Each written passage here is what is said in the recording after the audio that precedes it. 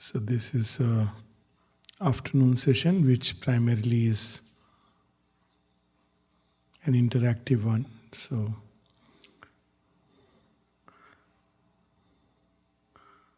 if we have some answers, then I can have some questions, or vice versa, whatever.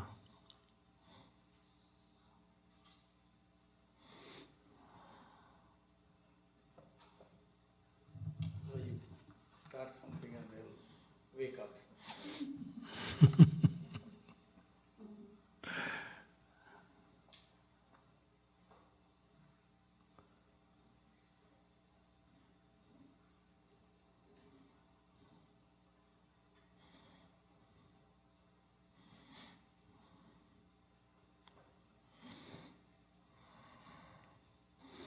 I think in the morning we stopped with the choices before us.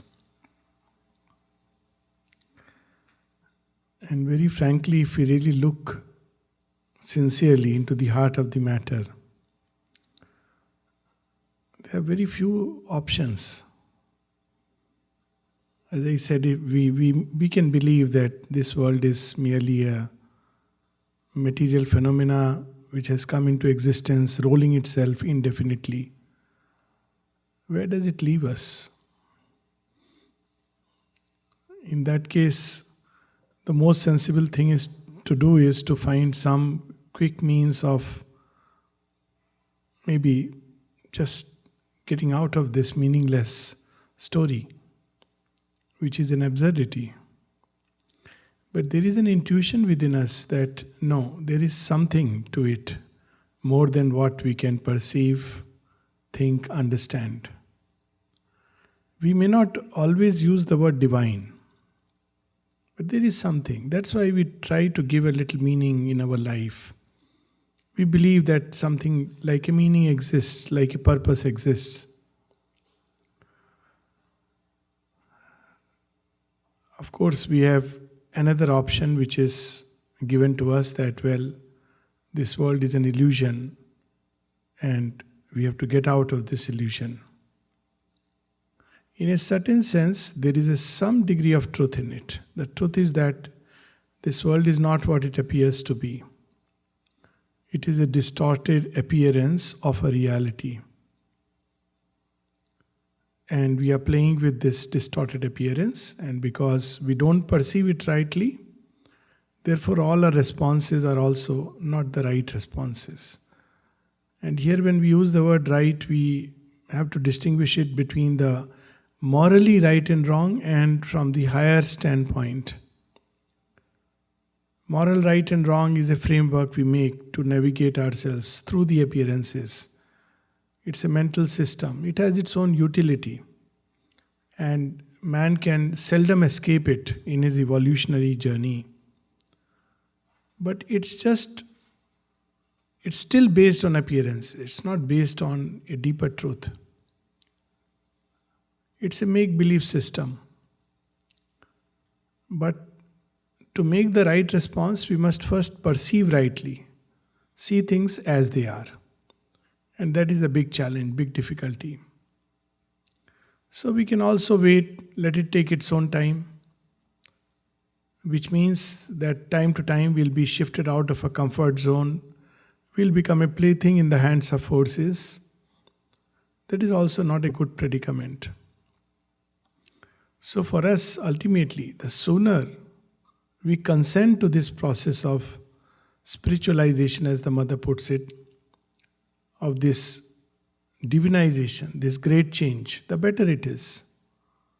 Why delay when we know this is the goal? It's all right so long as we don't know. In a certain sense, in Savitri, there is a very beautiful line. When the divine comes, the light comes, Sri Aurobindo says it teases. We don't like it. It's like a child who is sleeping and we wake him up.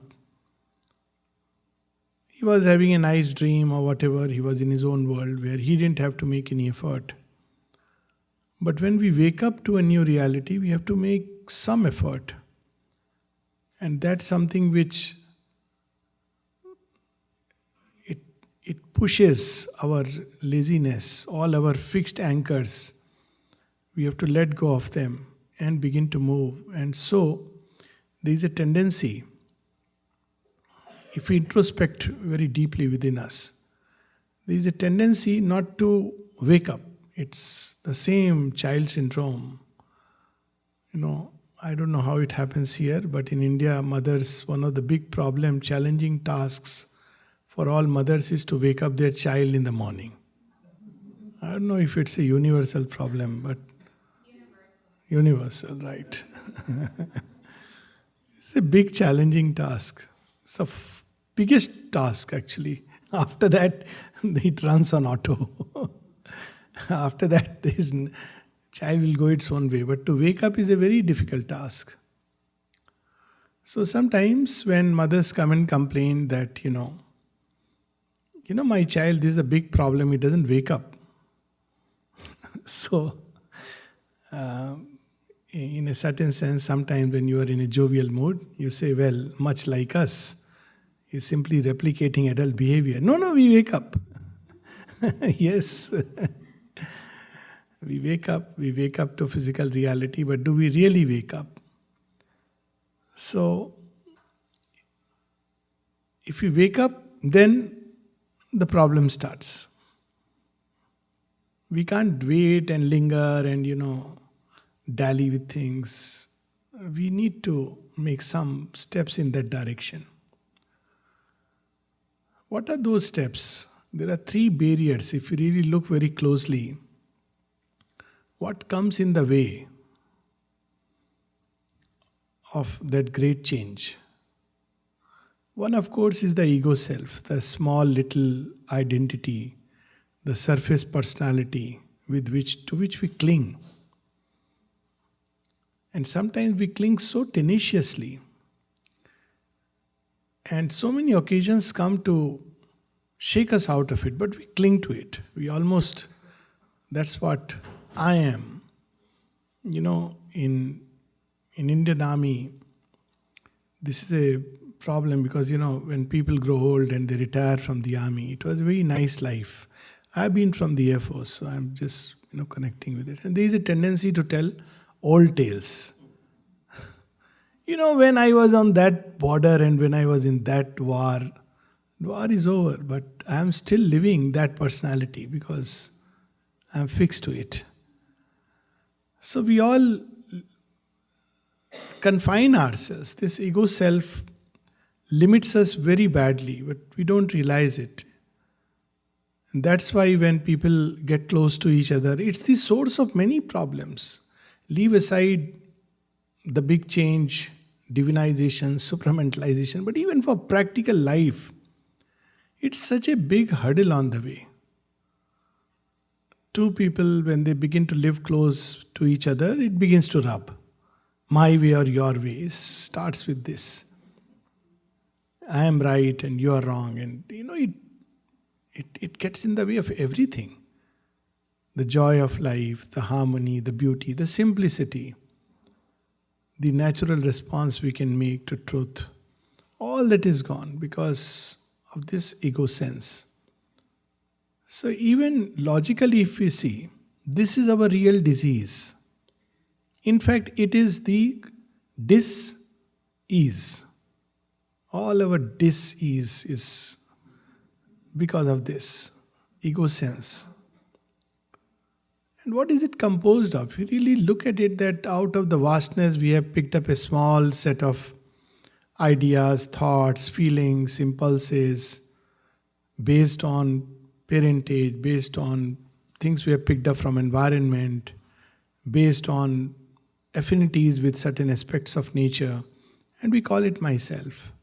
And all the rest is not myself. And then this whole struggle starts. But if we look at all this complex diversity of creation, of people with whom we get in touch with, as different aspects of the one self, at least that is easy enough. That's not difficult. That's within the realm of possibility.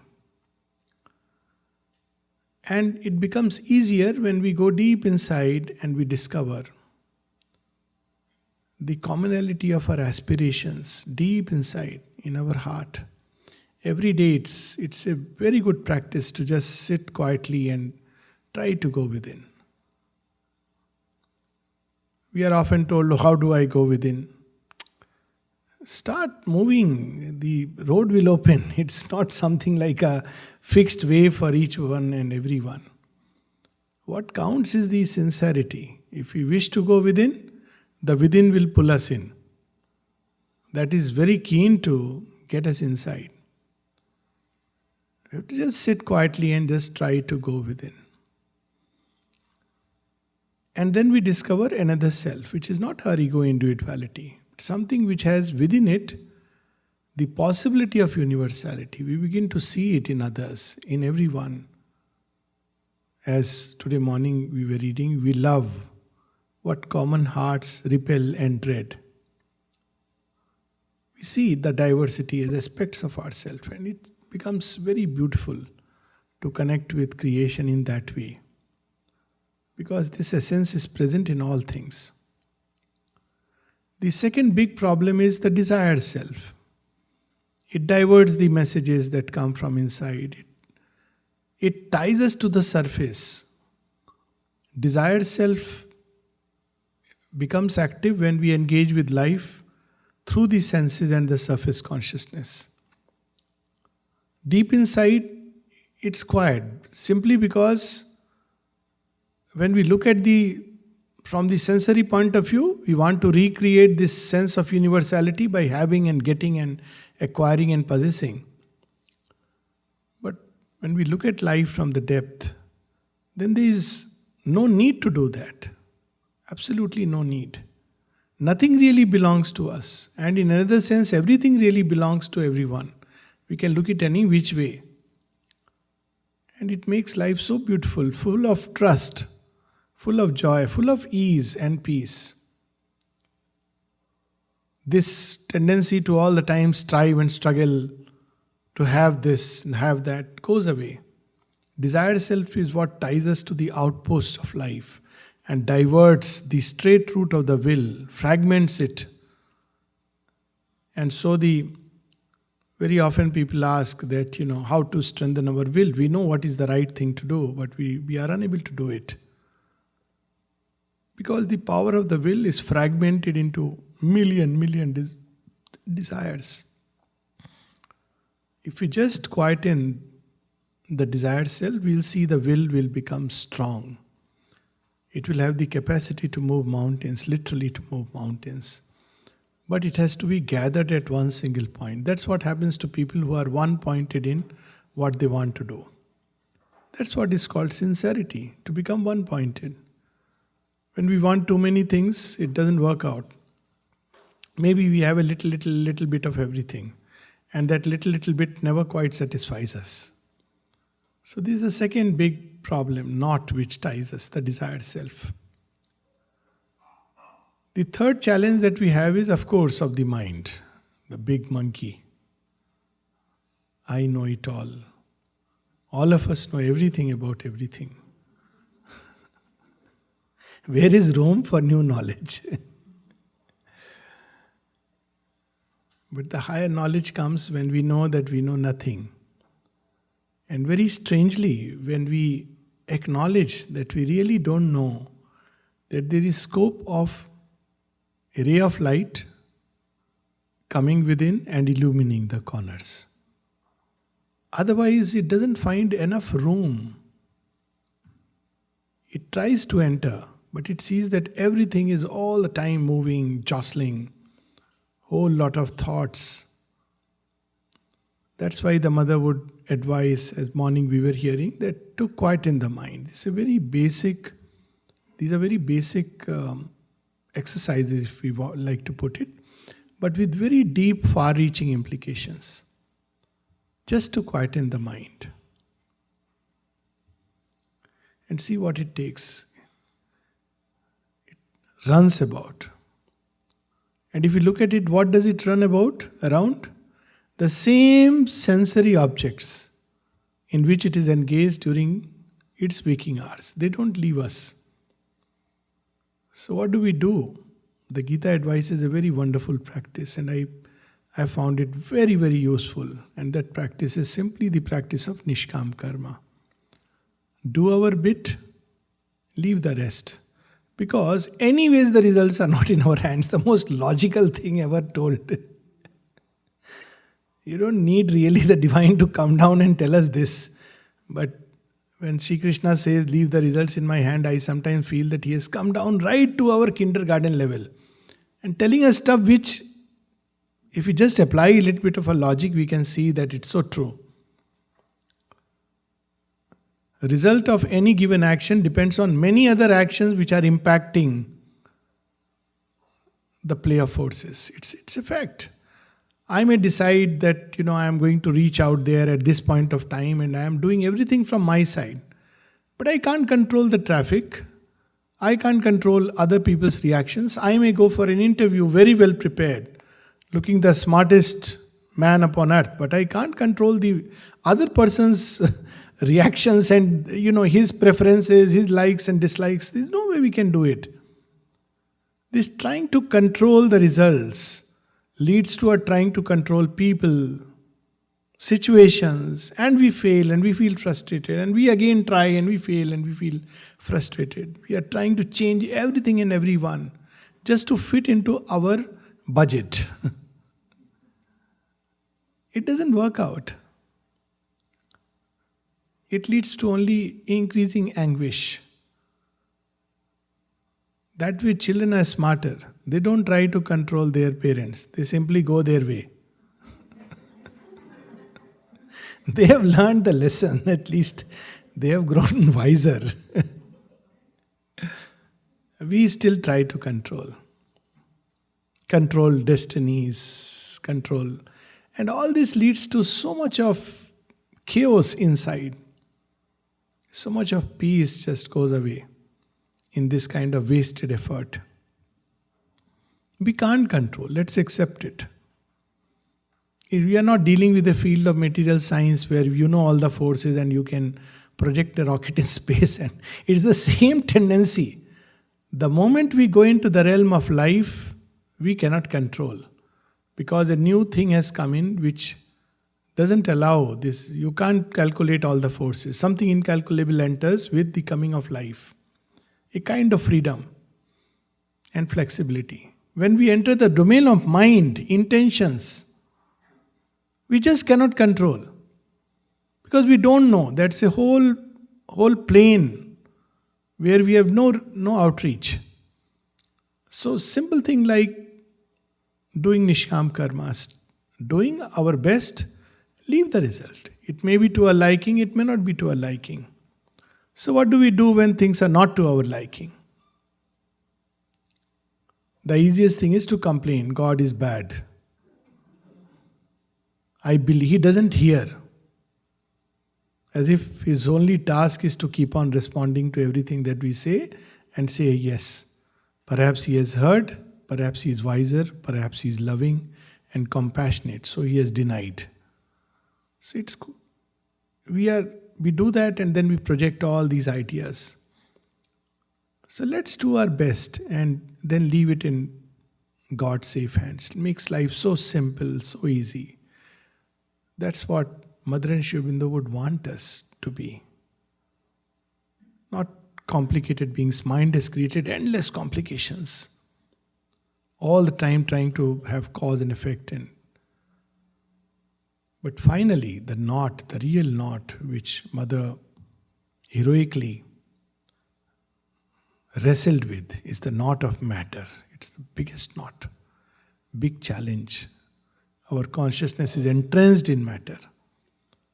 And it doesn't allow easily to escape from its confines, let alone transform it. That, of course, is a very different chapter altogether. But at least this much we can do. So, before we get on to questions, let me read just one small little passage. Very beautiful. People say that, Mother Sri Aurobindo are very difficult, very complicated.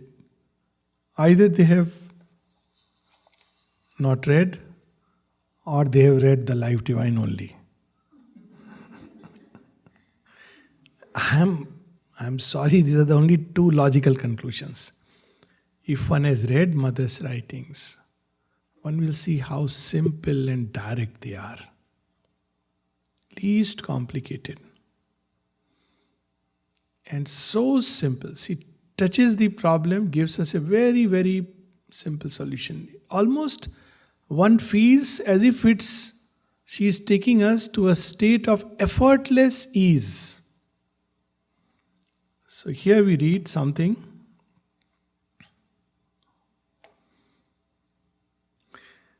You know, we are surrounded by complications.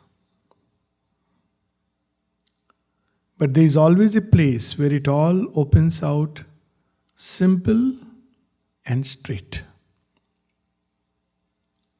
This is a fact of my experience. What creates the complication? The mind. It's a big, it twists and turns, and then the desired self, I want it this way, and then the ego self with its rigidity. Otherwise, life can be so smooth, like a stream flowing to the divine. You go around in circles, seeking, working at it, and you feel stuck. Then something in the inner attitude gives way, and all of a sudden it opens out, quite simply. And Sri Aurobindo says repeatedly, insistently. What does he say? Be simple, be simple.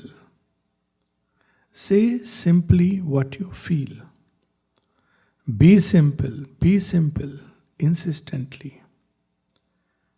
These are only words, but as a matter of fact, when he spoke these words, it was like a path of light opening up.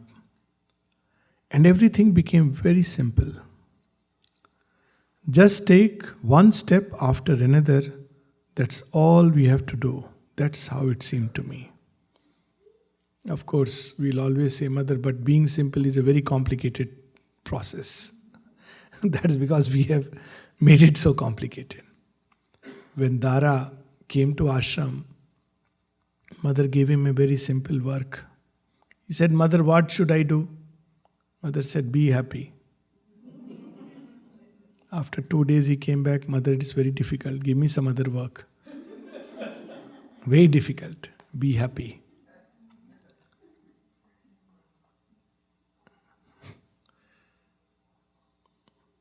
People often ask in the ashram context, they say, tell us, there must be some miracles happening in the ashram. Tell us about some miracles.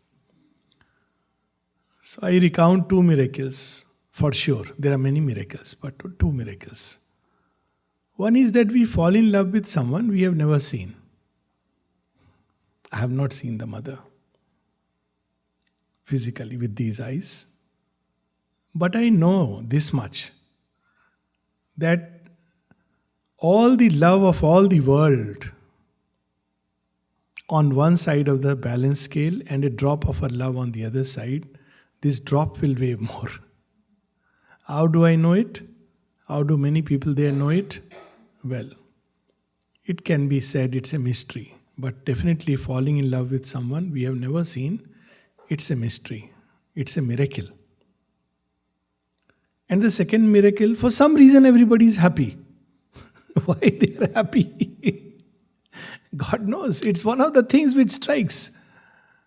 Monod, the famous physicist who had come to ashram, he remarked this. He said, it's very strange, everybody is happy. It's so difficult to, we have lost this habit of happiness. As a child we have it, we lose it. We rediscover it when we become a child again. Before the immensity, what else can we become but be simple? Look at the immensity of this universe. Vast. Throbbing with multitudinous, countless stars, galaxies, systems. Who knows what kind of life, what kind of beings. And this is only the material universe, drifting Billions and billions of light years in space. Look at this vastness. And then many such universes which have been emerging and vanishing in cycles of time. Into what? From where do they come? And where do they vanish? Stars which are born and die, whose light we see today are already dead stars. How does it all happen? Then we are filled with wonder. And then when we look at all this, what do? We have a choice. And that choice is simply to surrender. It's so before this immensity, this vastness.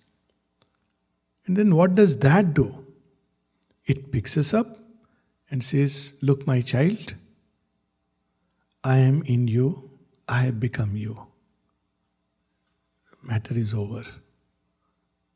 And so she says, be simple. It's curious. All the complications seem to be there. Mother touches her temples. All this is the complicating machine, the box. Very complicated, very difficult to adjust. And then when he said, be simple, how strange. It was like a light coming from his eyes, as if one had suddenly immersed into a garden of light. It gave that impression like a garden bathed in light. Such great insistence on the simple thing. Say simply what you see or what you know. Simple, simple. Is simplicity. It was altogether the impression of a joyous garden. Be simple, be simple. That is what the mother insisted. And when we look at the old time ashram inmates, amazing. How they expressed what deep inside they were experiencing. That was the end of the story. Be simple, be simple. The complications are there. Again, she touches the temples. It is hard and complicated, and then a door opens. Be simple. As if there were too much mental tension. Something here at the temples. When you become simple, you know, like a child, all goes well. But you mustn't be afraid. One of the attributes of Brahman is it is fearless. You mustn't be afraid. Neither afraid of falling ill, nor of becoming imbecile, nor even of dying. You must be like this, vast and quiet gesture, like the sea. If we could only have a feeling of smiling trust. But to get that, the consciousness must be as vast as the creation itself. You are as vast as the creation and totally trusting. This one phrase can be used for meditation. Just to conceive oneself vast as the creation, full of trust in the divine. Full of this simple trust. Ultimately, it always boils down to this. He knows better than we what has to be done. Such simple sutras. He knows better than we what needs to be done. If we could smile, it would be so much easier for the divine to act upon us. So people often ask, what is this yoga? How is it done? What can one say? She does the yoga. We have to just offer ourselves. Allow it to be done. That is the sign of a spiritualized consciousness. It becomes full of humility. Because one of the first things one realizes in the spiritual realm is Unlike the hardness of the mind which is closed within a room and therefore it thinks I am the king.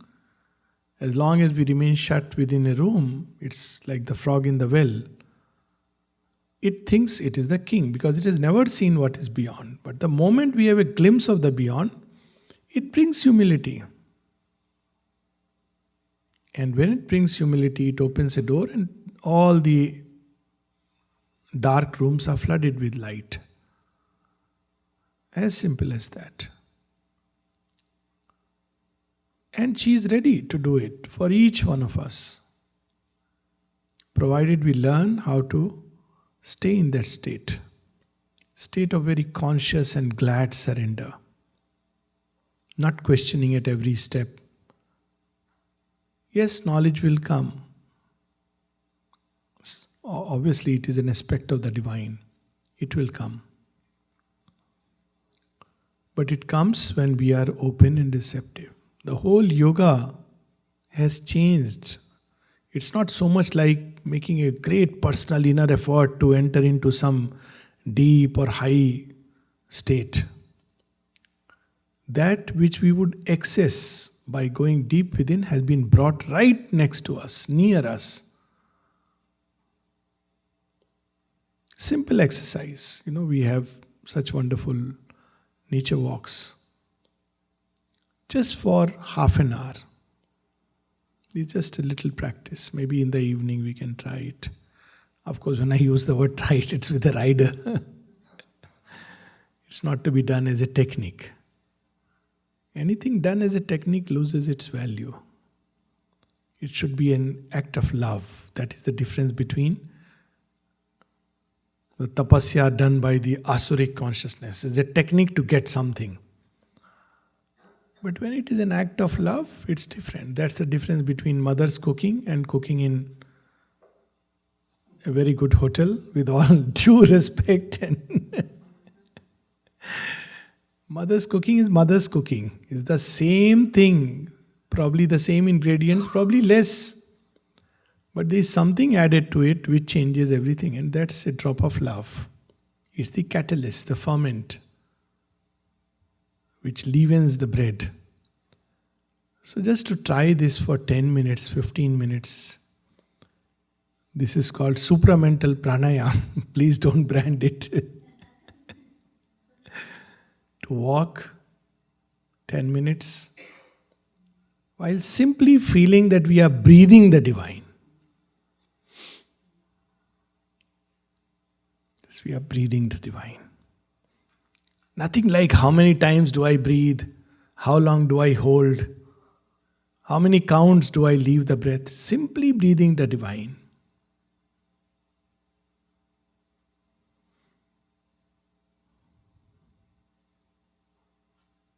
To fill our lungs with that light, that peace.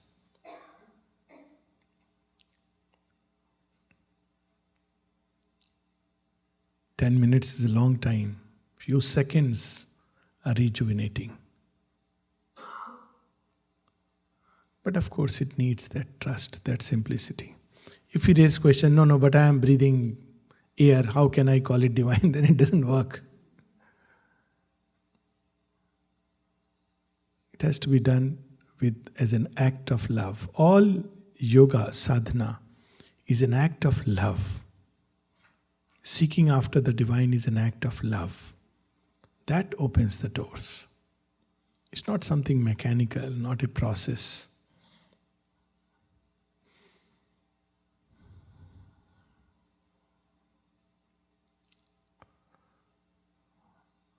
Just to love the divine, simply. Not because of what he can give us,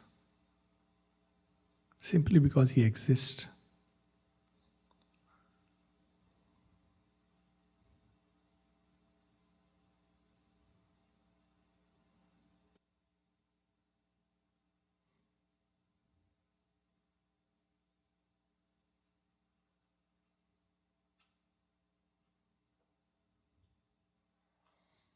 I don't know whether we should ask questions or not, but yes, I think we can have a few questions. Yes, please. I feel your talk raises a lot of questions in my mind. Yes. No, please, please. But first, would you define for me, maybe with examples, the difference or the sameness of psych versus divine? Okay, that's a very good question. Psychic, you mean? It is the difference between the tree and the seed. They are one in a sense and different in manifestation. The divine is the origin, the source, the parent of the psychic. And the psychic holds within itself all the possibilities of the divine. It holds within itself all the consciousness of the divine as a tree is held within a seed.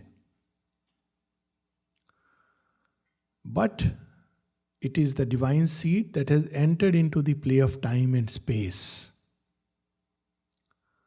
Through experience of countless moments strung across many lives, passing through death and afterlife and birth and death and afterlife, this seed begins to blossom.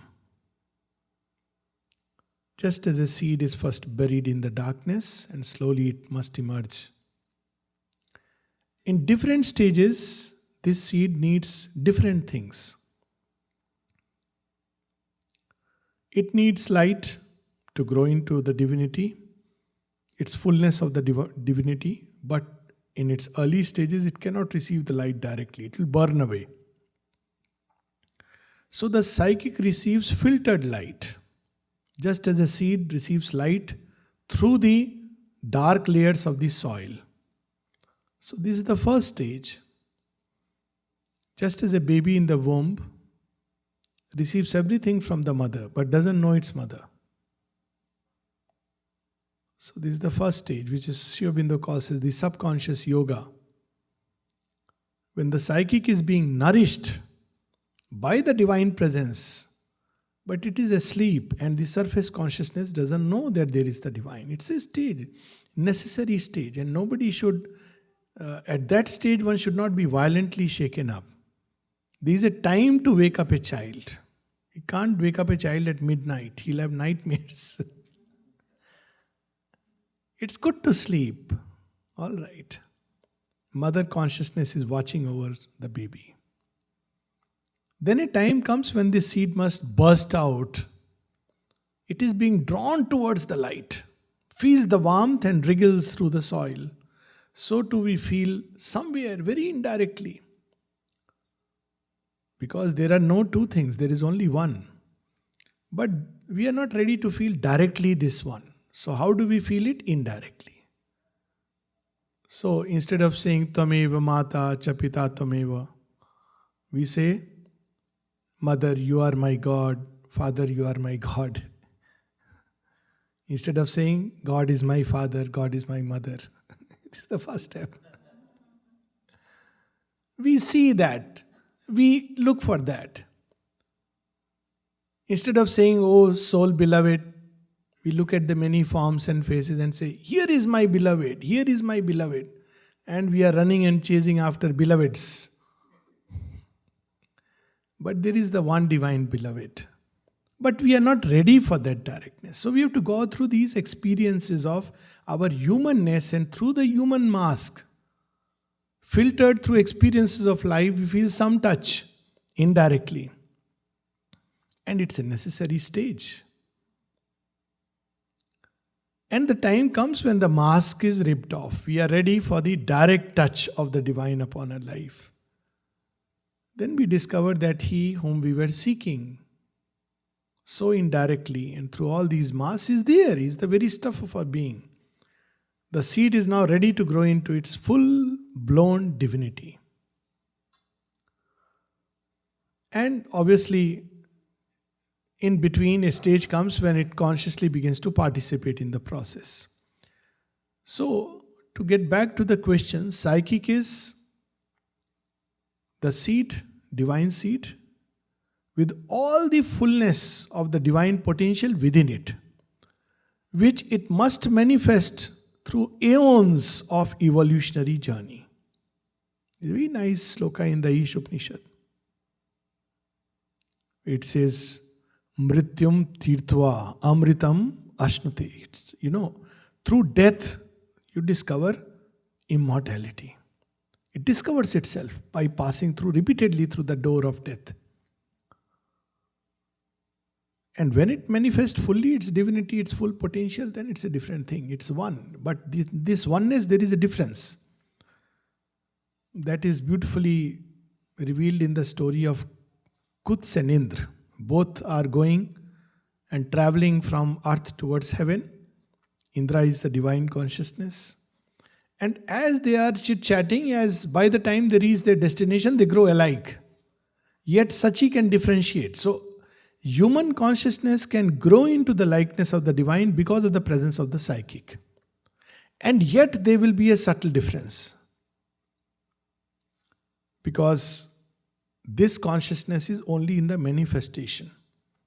Whereas the divine is both manifestation and the non-manifestation. It's a totality. So that difference will always remain. But whenever we speak of omnipotence, omniscience, we are talking of the manifestation. Otherwise it's held within.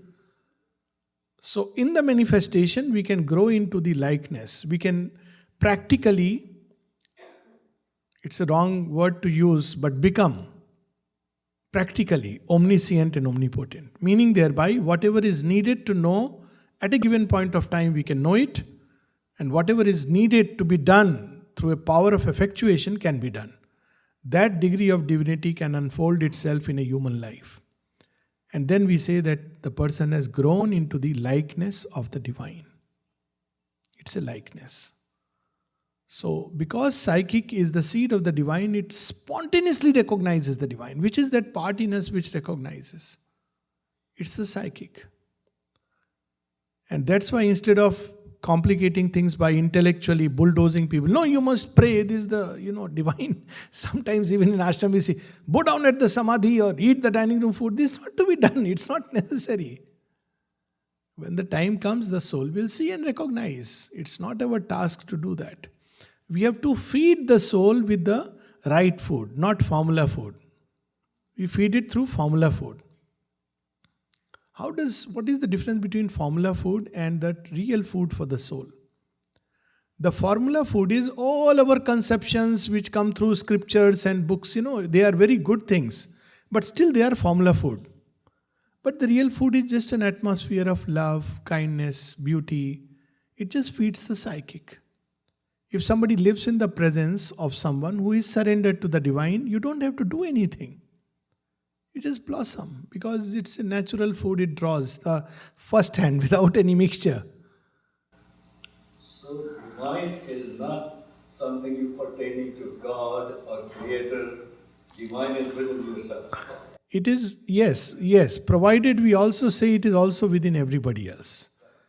Yes, and as to God and Creator, we can use the word God and Creator, it all depends on the meaning we put into it. Very often when we say God, it's a term which has been so much abused, misused. Somebody who is outside creation, somebody who is sitting with a baton in one hand and a lollipop in another. So, God brings to us conceptions of God. So, God is not the conceptions of God. Conceptions are mental representations, images, higher mind. That's what morning we were saying. What the higher mind has done, it's the birthplace of religions. The moment light comes, higher mind turns it into representational images and fixes it. There is a certain degree of hardness already beginning, crystallization at the higher mind level. And then the mind makes a further mess of it. It picks up that representation and takes it as the ultimate reality. So what it does is not paint Shiva, but a caricature of Shiva and calls it God. Now that's where the problem comes. But as we begin to ascend beyond the higher mind, or as these ranges begin to open and we begin to see, we see that, the same reality can express itself through many representational images. And even if the entire creation we add up together, it will still not capture the entirety of the divine. That's why the great mystic poet Kabir has said, "Saat samund to masi karo, lekhani sab ban rai, dharti to kagat karo, hari gun likha na chahiye." Even if you use these 7 oceans as ink, and all the forests and the trees as the pen, and all earth as paper, you cannot write the glory of the divinity. So divine always exceeds the creation. When we say that he is the creator, of course he is the creator, but not a creator who has created something from outside. Creation is an extension, an objectivization of the divine. That's why in ancient scriptures he is called as Chatuspad Brahman. So creation is not something separate from the creator. Creation is an extension of the creator in very subtle ways. Like for mothers, they say that a subtle umbilical cord is always attached to the child. And the word used in Indian thought is very interesting. Santan, extension of consciousness. Tan. So there is the extension. Creation is an extension, an objectivization of the divine. All his possibilities and potentials are manifesting. But the problem is this manifestation is one in terms of space and time, and therefore it's a graded manifestation. And so at any given point of time, if we take a small look at it, we can say, oh, there is so much evil, so how can it be divine? But actually, if we look at the whole dynamic process of creation, then we say evil is either good in the making or good in the passing. And that's where Sri Aurobindo comes with his master stroke, that man is a transitional being. The manifestation is not yet over. Wait for the fullness to take place, the last act in the great drama of creation.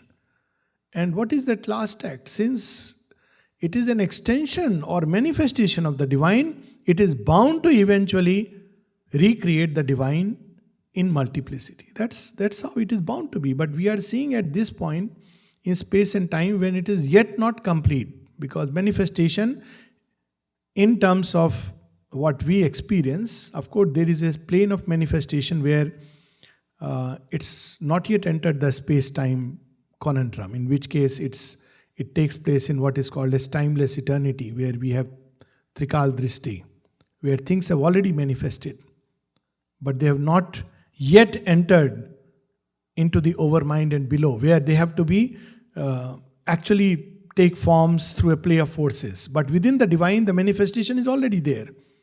And therefore the divine knows what each one of us is going to become. And hence he acts based on that knowledge. But in this time-space continuum, it has to manifest through a play of forces, which is very, very complex. No doubt about it. And therefore it takes time, it brings in a lot of pain, suffering, evil as passage on the way. Much of it because of a distorted or partial seeing, much like a child would call it evil when he is being born. He would say, so much suffering and pain. So that's how it's because we are unconscious, so we experience these things. So we can use the word God, creator, depends on how we, what meaning we put into it. But yes, the word God has been much misused, so probably we can keep it aside. You mentioned many universes. Yes. Even today, the science believe there are many universes. Yes. And maybe many earths like yes, many other lives in different places. Yes. Now, when you start thinking about it, should we consider, well, is there a God or somebody creating all this? Or should we consider this beyond our comprehension? We just surrender. Yeah, either which way. But one thing is very obvious. The appalling immensity of the universe fills us with wonder. I think any person who goes beyond the limited perception of one's ego self experiences this wonder. One of the simple exercises and, meditative practices is simply to look at the sky at night or to look at the ocean. These are things which Mother has herself said. And to just contemplate. Look at the immensity of the universe. It fills us with wonder. And so to imagine that all this wonder has come into being with nothing as its base and support is a kind of absurdity. It's like, I read a book long back, it's called The End of Science, where the question that science at the end asks, why there is something in the universe instead of nothing? If there is nothing really, then of course Buddha used the word nothing in a very special sense. We have misused him, misunderstood him, and anatma is, it doesn't mean non-existence of the divine. It means any concept that we give. So then we come to this second point, that it is inconceivable. As you rightly say, that we can use the word inconceivable, anirvachniya, because it's beyond word speech. At the same time, there is one caveat. Though the divine is inconceivable to the mind, unknowable to the mind, yet he can be known, and that's where yoga comes in. Otherwise, there will always be a separation. There is the inconceivable, and there we are. Conceptions in time. There will be duality. What is called in Indian thought is Dvaitvad. But Advaita says that inconceivable is there, but there is a possibility that we can become one with the unknowable and know by a secret identity. And that's where the supermind comes in as a very, without the supermind, we cannot know the totality of the divine. It is the only instrument, only consciousness which can give us the fullness of the experience of the divine. If we see through the mind, we will end up seeing fragments, reflections, this aspect, that aspect. God is love, God is justice, God is truth, God is this, God is that. And then there will be fight between the Vaishnavas and the Shaktas and the Shaivites and, this religion and that religion and so on. Not that, they are all saying a truth. Even the materialist is saying a truth.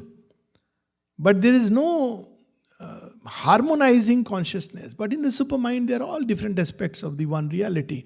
So only the supramental consciousness can give us the fullness of experience of the divine. And that's where it's not that people often say, oh, many people have spoken about the divine, so what's new about Sri Aurobindo? Well, this is the newness. So would you say, like God is just an energy, a universal energy, somebody up there? Actually, we leave aside the up there for a moment. He is, let me put it like that we'll come to that the Upanishad answers in a very nice way, but we'll come to that. But the problem is, okay, energy, so is it an unconscious energy as science tells us, or is it a conscious energy? Let's go step by step, logically. So, if we call it unconscious, inconscient energy, then how come consciousness is immersed in it? Now, this is called in modern sciences the evolutionary hiatus. How do you explain something on the basis of something else which there is a big leap? How has inconscient become conscious? So we will eventually, through this process of logic, reach a point where that it's conscious energy. Now, if it's a conscious energy, it's aware of itself. It's aware of creation, it's conscious. Now, what really is a being? Being is not a form. See, we mix up two things, formlessness and being. Actually, if we look at the heart of things, even within ourselves, when I say myself, what is it myself? Obviously not this physical form. In the dream also, I experience things and say, I dreamt of it. Now, who is this I? I don't see. And yet there is a sense of the self which is formless in a sense. It's a consciousness which makes me become aware of myself. So when we use the word being, if it is a conscious force, by its very nature, the moment we say it's a conscious force, we imply it's a conscious being. But this conscious being can take many forms and will exist even if all the forms were dissolved. So there is the big problem that many times we think it's formless, therefore it can't be being. It is being, though it's a formless being, and yet it can take many forms. To somebody in the West, that energy can give a vision of Mary, Mother Mary. To somebody in India, it will give the vision of Aditi or maybe Durga. It's the same being. They are not two different beings. So, being and form are two aspects. So, other part, that where is this being located?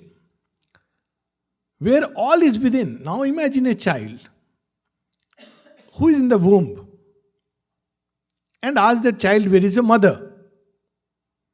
He will say, well, Isha Upanishad, in the womb, I wish, like Ashtavakra, or they know Isha Upanishad, how nice it'll be. So the child would say, Tade jati, tanne jati, tad dure, taduvantike, tadantarasya sarvasya yadu, sarvasya shibahiyat. My mother, she is above me. My mother, she is below me. My mother, she is front of me. My mother, she is behind me. My mother is outside me and my mother is inside me. What shall I say about my mother? There is nothing in me which is not other than my mother. Even my very body is nothing else but my mother. So this is the great experience which liberates us from all limitations. So when we use the words above, below, they lose meaning in a certain state of consciousness. Still, these words have their practical utility. And that's where the beauty of Indian thought lies, and of course Sri Aurobindo speaks about it. When we are moving from one point to another in our ascension and evolution, we have to use these as coordinates. Let's take an example of a ship navigating through a sea. Everywhere there is the sea. What is evil? Today, what yesterday was very valid in its own place and time. The divine became animal, the divine became stone. Shall we say that there is no divinity in a stone? Of course there is. But we have to move from a lesser manifestation of divinity to a greater manifestation of divinity. And therefore we have to speak of ahead and above, nothing else. By above it means something which is not yet manifested, is concealed in some layer of consciousness which is beyond our present mental cognition. And therefore we may use the word above, but it's a practical term. We must know its limitation. In a sense, he is everywhere, in everything. He is the one who becomes stone. And he is the one who becomes bird and beast and man. Sri Aurobindo says, the master of existence lurks in us and plays at hide and seek with his own force. So, for our convenience, we have to use this word. We have to move from a lesser divinity to higher. Because this problem comes if everything is divine. Then how do you deal with this world? It's true that in essence, the seer and whom we regard as the criminal, they are both divine in essence. But it is also true and simultaneously true that we have to move on from this state of dark divinity to this state of brightness. That's why in the Vedas there is the image of Diti, the dark mother, surrounded by Aditi, the undivided consciousness, the luminous mother. Kali and Gauri are two sides of the same mother. So this is how we have to look at it. They have their pluses, they have their minus, but ultimate truth is that yes, all is the divine, but we move from a lesser to a greater divine manifestation, and hence we have to use these coordinates so that we are not lost. Otherwise, it's possible, like Zen Buddhists, to say everything is divine, it doesn't matter. They don't use the word divine. Tao. So it's okay. What I do, it doesn't matter. I may drink, I may smoke. And there is a truth in it, but a truth which can easily turn into falsehood. Yes, please. In Jainism, I'm a Jain. Yeah. So they clearly say there's no God, just to be one with God. So one with divine, as you put it. So basically, when in Hindus and other religions, God is a symbolic, basically, is it? Um, I think the being part, if we talk about being, he's not just a symbol, he's a being. Because the moment we use the word conscious force, we have to bring in being, because a force which is conscious of itself. Yes, like you say, one to be with God. Yes, so, Be, yes, but the problem with the different religions is that many times they are speaking of a certain experience and giving it a conceptual language. And this becomes a very big problem. Like Buddhism, I was saying. Buddhism speaks of anatma. And people often take it that Buddha didn't believe in God. Now, there is a very funny story about Buddha. It was not about believe in God or not, but the conceptions in which we trap God. That we have to get rid of. So, there is a very nice little story which indicates it, that a man walked to Buddha and asked him that, does God exist? I don't believe that God exists. He said, I don't believe that God exists. So Buddha said, you may be right. Find out. Then another person came. He said, what is this? You are saying God doesn't exist? Of course he exists. So Buddha said, well, you may be right. So a disciple who was listening to both these things, he says, what are you doing? This will create confusion. You are saying God doesn't exist. You are also saying God exists.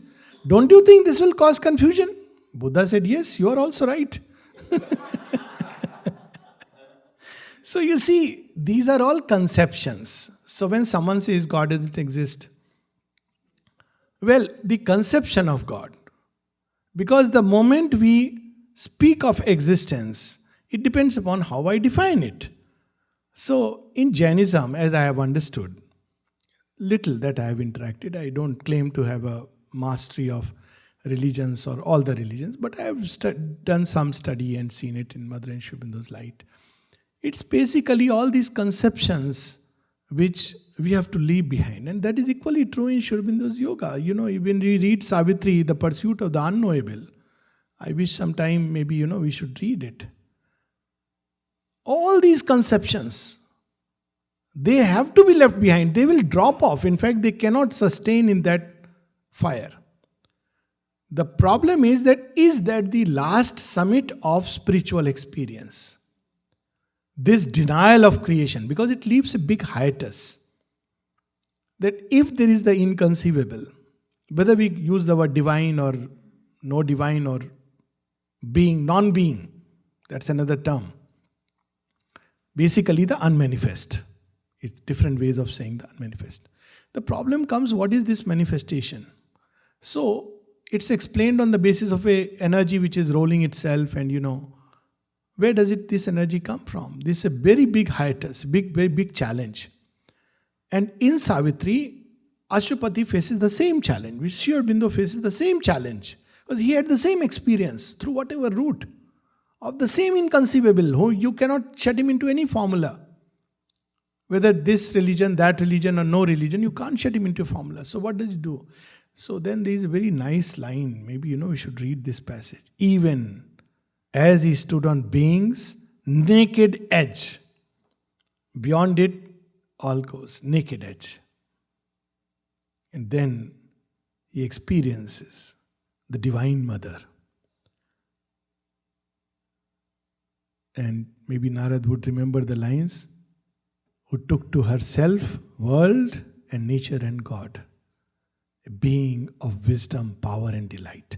So I think what is missing, because they have seen the static side of the divine, but not the dynamic side. They are leaning towards the Purusha. They are ultimately Vedantic in their origin, leaning towards the Purusha aspect. But they don't understand Prakriti or the Shakti, because they have not tried to understand it. Their goal was liberation, so they found it. But the dance of creation, they don't understand. This conflict is very beautifully narrated in Shiv Puran, in the story of Shringi Rishi. He cannot understand Shiva with Parvati. He says, this is not Shiva. This Parvati should not be there. I can't worship. Shiva is complete in himself. Why do we need to bring in Parvati? So Shiva tries to, give him the wisdom. They both come and there is a Gyan Ganga flowing, and then everybody takes a parikrama, but he refuses to go around Shiva and Parvati. He goes around Shiva and comes out. So then Shiva shows him the form of Ardhanarishwar, where he and the Shakti are one. So Shringarishi becomes a little, bumblebee and goes around Shiva's head and comes back. I don't accept Parvati. So Parvati says, okay, I see that you are so keen in not accepting nature, so I withdraw myself from you. And he collapses. Because they are one. See, where this earth, this is the last reconciliation. And I think they didn't want to reconcile, and that's where the problem came in. The last reconciliation is between the divine and his Shakti, the nature, what we call as nature.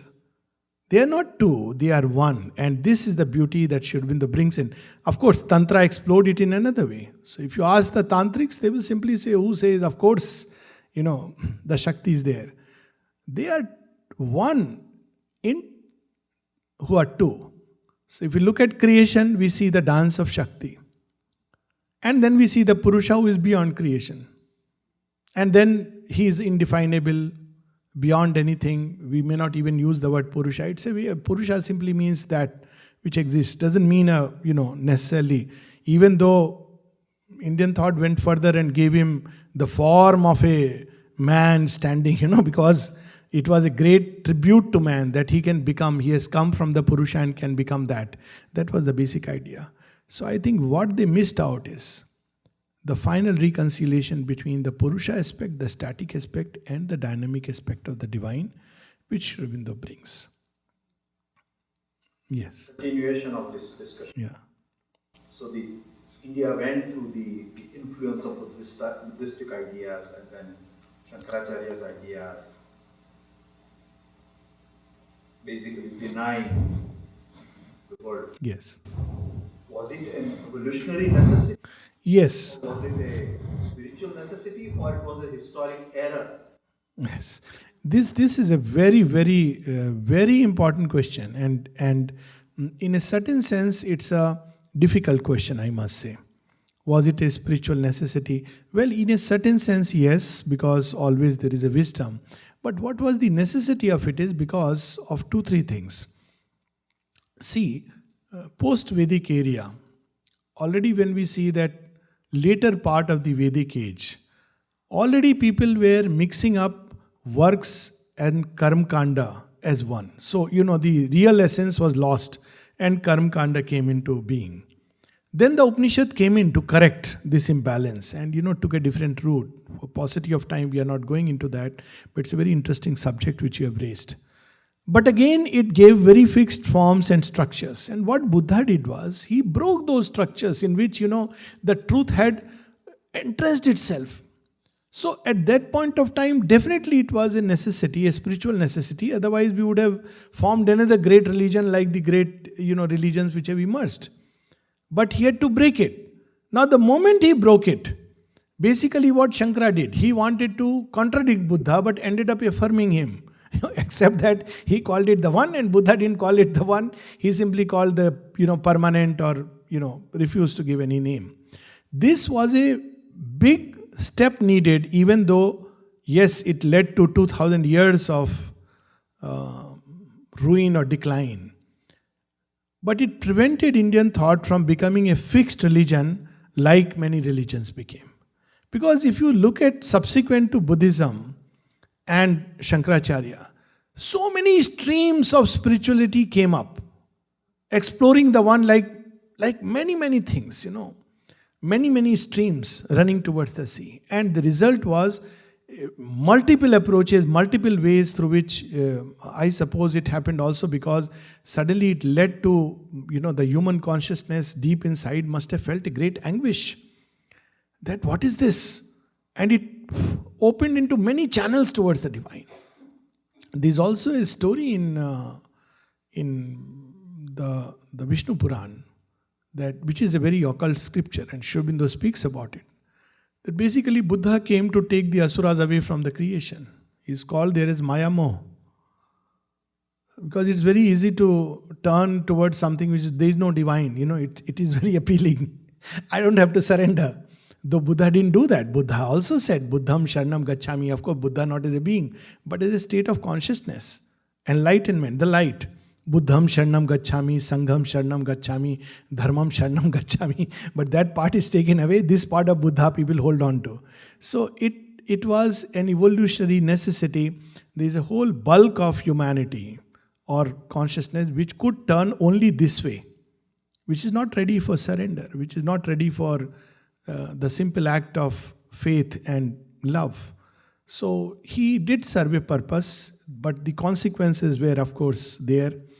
We can use the word calculated risk by the divine, but thousands of years of solid decline, yet a necessity in the deepest sense. So the rest of the humanity outside of India, Yes. they went through completely different. That's why. But if you see, Buddhism could never take roots in India. Look at it. It's very interesting. Buddhism could never take roots in India. Look at where it has taken roots. Precisely where, faith, devotion, surrender doesn't come naturally.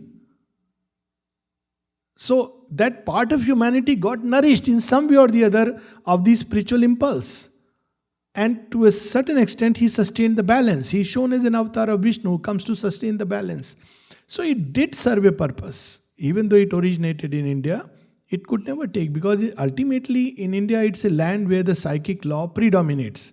Whether we like it or not, it's there in the very, कहते हैं ना, खून में मिला हुआ, blood में. So it cannot take roots.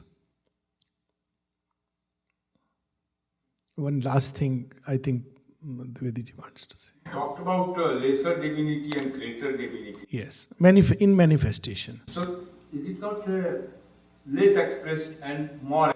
Yes, that's what. In manifestation, that's why I corrected.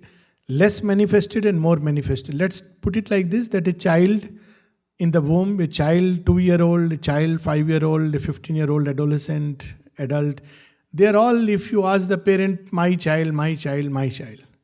Because greater divinity and lesser divinity doesn't mean... Yeah, only in... Divinity cannot have identity. Yes, but only in manifestation. In fact, this is a term used by Sri Aurobindo, from lesser state of divinity to a greater divinity. Only in manifestation this would apply, because otherwise we will be disoriented, because everything is divine. This is the great Vakya of the Isha Upanishad. Atme va bhut vijanata. So it's true that all is an extension of the divine. But practically then how do we navigate through life? We can't have bonhomie with, everything and say, मैं राक्षस असुर के साथ बैठ के वैसा व्यवहार करूँगा. Well, maybe, I can do it if I am following the Zen Buddhist path. But it's not an evolutionary path. For Shiva, the path which leads out of manifestation is valid. So, we can have a bonhomie. But for the evolutionary path, with the lineage of Krishna and that represent, there are two basic spiritual paths. One which take us out of manifestation. When we are out of manifestation, it doesn't matter. There is a state of consciousness where we can do a total bonhomie. It doesn't matter at all, because everything in essence is divine. But in the evolutionary process, we make a distinction between a lesser divinity and a greater divinity. Ravana is divine, no doubt about it. And so is Rama. But in the evolutionary process, Rama must kill Ravana and pass beyond and humanize humanity. So that's where the problem comes. Otherwise, in evolution we have to make the distinction, otherwise it's not necessary. But since we are following the path of manifesting divine, so we have to make, it's necessary for us to know the difference. So I think time up, and we meet tomorrow again.